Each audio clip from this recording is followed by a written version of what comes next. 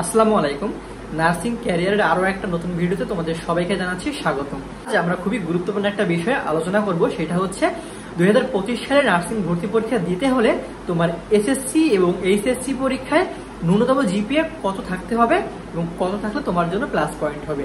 আশা করি তোমরা যারা 2025 সালে নার্সিং ভর্তি পরীক্ষা দিতে চাচ্ছ এই ভিডিওটি না টেনে সম্পূর্ণ দেখবে, তাহলে তোমাদের একটা বেসিক ধারণা চলে আসবে যে নার্সিং ভর্তি পরীক্ষায় অংশগ্রহণ করতে গেলে তোমার ন্যূনতম জিপিএ কত থাকতে হয় এবং কত জিপিএ থাকলে তোমার জন্য চান্স পাওয়াটা ইজি হয়ে যাবে।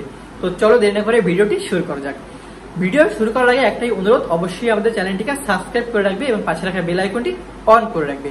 আরো একটা কথা তোমাদেরকে জানিয়ে রাখতে চাইবে, সেটা হচ্ছে তোমরা যারা 2025 সালে নার্সিং ভর্তি পরীক্ষা দিবে ভাবছো কিন্তু প্রস্তুতি নিয়ে চিন্তায় আসো যে তুমি বাসায় পড়বে না কোনো গাইড বই পড়বে না কোথাও কোচিং এ ভর্তি হবে, তোমাদের জন্য একটা সুখবর রয়েছে। সেটা হচ্ছে তোমাদের জন্য কিন্তু আমরা অনলাইনে কোচিং এর ব্যবস্থা করেছি। আমরা নার্সিং এর 3টা কোর্স অর্থাৎ BSc in nursing, diploma in nursing science and midwifery এবং ডিপ্লোমা ইন মিডওয়াইফারি, এই 3টা কোর্সের জন্যই কিন্তু অনলাইনে খুবই সুলভ মূল্যে নার্সিং ভর্তি কোচিং করাচ্ছি। যারা আমাদের অনলাইন কোচিং ভর্তি হয়ে নার্সিং ভর্তি পরীক্ষায় এক ধাপ এগিয়ে থাকতে চাও এবং একটা সরকারি নার্সিং কলেজে চান্স পেয়ে নিজের স্বপ্নকে পূরণ করতে চাও, তারা আর দেরি না করে স্ক্রিনে দেখার নাম্বারে আমাদের সঙ্গে যোগাযোগ করে আমাদের অনলাইন ব্যাচে অ্যাডমিট হয়ে যেতে পারো। খুব শীঘ্রই আমাদের অনলাইন ব্যাচের ক্লাস শুরু হবে, তাই দেরি না করে আজই ভর্তি হয়ে যাও। বিগত সালগুলোতে কিন্তু আমাদের অনলাইন কোচিং থেকে দেশের বিভিন্ন সরকারি নার্সিং কলেজে অনেক শিক্ষার্থী চান্স পেয়েছে। তাই সরকারি নার্সিং কলেজে একটা সিট দখল করতে আমাদের কোচিং হতে পারে তোমার একমাত্র ভরসা। তাই দেরি না করে আজই আমাদের কোচিং এ ভর্তি হতে নিচের স্ক্রিনে দেওয়া নাম্বারে আমাদের সঙ্গে যোগাযোগ করতে পারো এবং ডেসক্রিপশন বক্সে আমাদের কোচিং সম্পর্কে আরো বিস্তারিত তথ্য দেওয়া। চলো কথা না বাড়িয়ে আমরা মেইন ভিডিওটি শুরু করে দিই।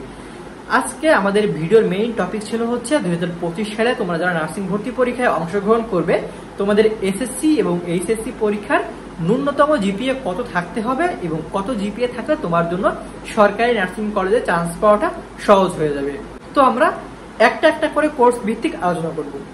প্রথমে আসি বিএসসি ইন নার্সিং। তোমরা হয়তো জেনে থাকবে বিএসসি ইন নার্সিং এ ভর্তি পরীক্ষা দিতে হলে তোমাকে অবশ্যই এসএসসি এবং এইচএসসি তে সায়েন্স ব্যাকগ্রাউন্ডের হতে হবে। কোনোটার একটা সায়েন্স ব্যাকগ্রাউন্ড না থাকলে তুমি কিন্তু বিএসসি ইন নার্সিং এ অংশগ্রহণ করতে পারবে না।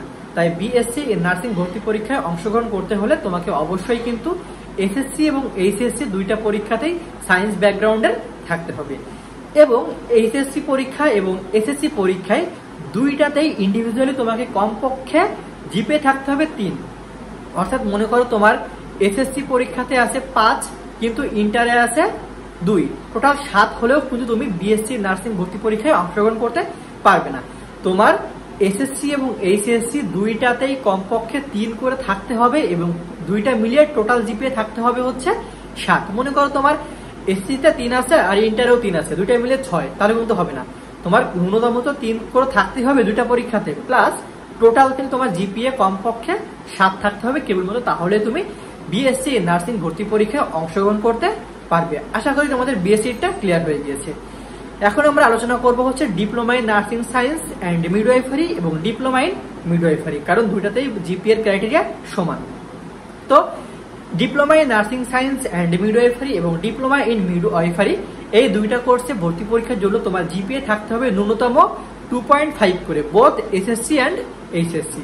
এর কম থাকলে কিন্তু হবে না। প্লাস তোমার এসএসসি এবং এইচএসসি দুইটার জিপিএ টোটাল থাকতে হবে কিন্তু 6। তোমার এসএসসি এবং এইচএসসি পরীক্ষার কমপক্ষে জিপিএ যদি 2.5 করে থাকে তাহলে টোটাল হচ্ছে 5, তাহলে তুমি নার্সিং ভর্তি পরীক্ষায় অংশগ্রহণ করতে পারবে না ডিপ্লোমাতে। তোমার দুইটাতে তো কমপক্ষে 2.5 করে থাকতেই হবে, প্লাস এসএসসি এবং এইচএসসি দুইটা মিলে তোমার কিন্তু কমপক্ষে 6 থাকতে হবে। এর কম থাকলে তুমি কিন্তু ডিপ্লোমা ইন নার্সিং ভর্তি পরীক্ষায় অংশগ্রহণ করতে পারবে না। Same as diploma in midwifery. উল্লেখ করা ভালো যে ডিপ্লোমা ইন মিডওয়াইফারিতে শুধুমাত্র মেয়েরা পড়তে পারে এবং diploma in nursing science and মিডওয়াইফারিতে ছেলে মেয়ে উভয় কিন্তু পড়তে পারে এবং এখানে আর্টস, কমার্স, সায়েন্স যে কোনো ব্যাকগ্রাউন্ড থেকে কিন্তু তুমি এই পরীক্ষায় অংশগ্রহণ করতে পারবে।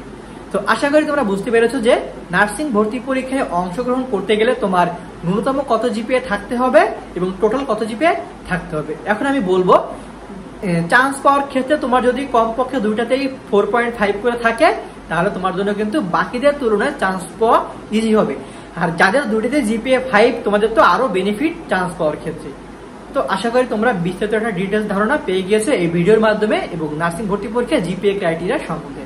আজকের মতো এই পর্যন্তই, এবং তোমরা যারা আমাদের অনলাইন ব্যাচে অ্যাডমিট হতে চাও তারা দ্রুত আমার সঙ্গে স্ক্রিনে দেখাও নাম্বারে যোগাযোগ করতে পারো। আজকের মতো এই পর্যন্তই। পরবর্তীতে তোমরা কোন টপিকের উপর ভিডিও চাও অবশ্যই কিন্তু আমাদের কমেন্ট করে জানাবে। সবাই ভালো থাকবে, সুস্থ থাকবে। আসসালামু আলাইকুম।